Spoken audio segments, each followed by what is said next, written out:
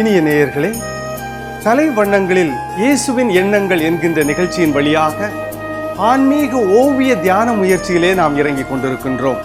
அந்த விதத்தில் நாம் இன்று தியானிக்க இருக்கின்ற இறை செய்தி மார்க் நற்செய்தி 8வது அதிகாரம், இறை சொற்றொடர்கள் 22 முதல் 26 வரை.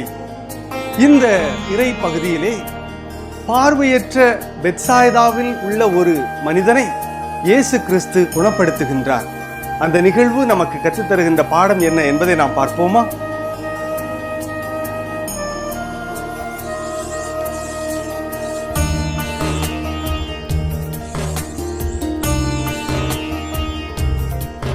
மூடிய கண். பார்வையற்ற மனிதன் தன்னுடைய பார்வையற்ற தன்மையில் இருக்கின்ற பொழுது குணம் பெற வேண்டும் என்கின்ற ஏக்கத்தோடு இருக்கிறான். எனவே ஒரு சிலர் இயேசுவிடத்தில் அவனை அழைத்து வருகின்றார்கள்.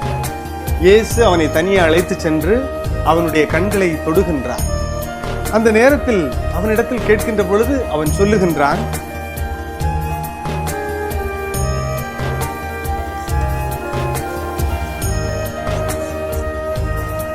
நான் மனிதர்களை பார்க்கின்றேன், ஆனால் அவர்கள் மரங்களைப் போல் இருக்கின்றார்கள் என்று சொல்லுகின்றார்.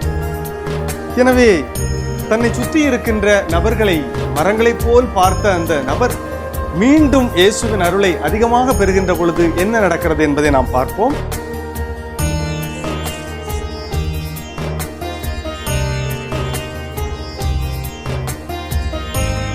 சரியான பார்வை கிடைத்த பிறகு அவருடைய பார்வை மாறுகின்றது.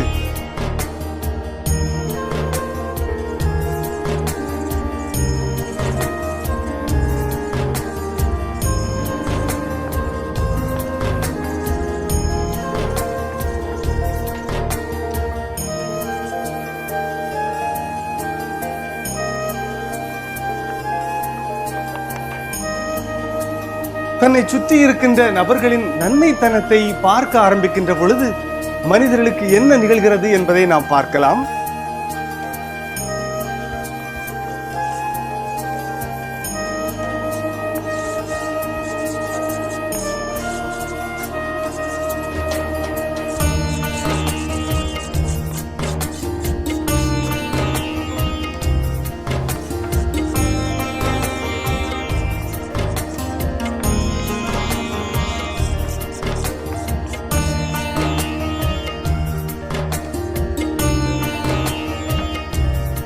ஒரு சுதந்திர பறவையாக மாறுகின்றான் அந்த பார்வையற்ற மனிதன். ஆகவே நாமும் இயேசு தந்த புதிய பார்வையினால் நம்மை சுற்றி இருக்கின்ற நபர்களின் நன்மைத்தனத்தை பார்ப்போம். நம்மை சுற்றி இருக்கின்ற நபர்களோடு மகிழ்ச்சியோடு உறவாடுவோம். புதிய பார்வை கொண்டவர்களாக, புதிய உறவு கொண்டவர்களாக இந்த நாள் முழுவதும் இறை செய்தியை தியானித்து அந்த உணர்வோடு நல்ல உறவோடு வாழ்வோம்.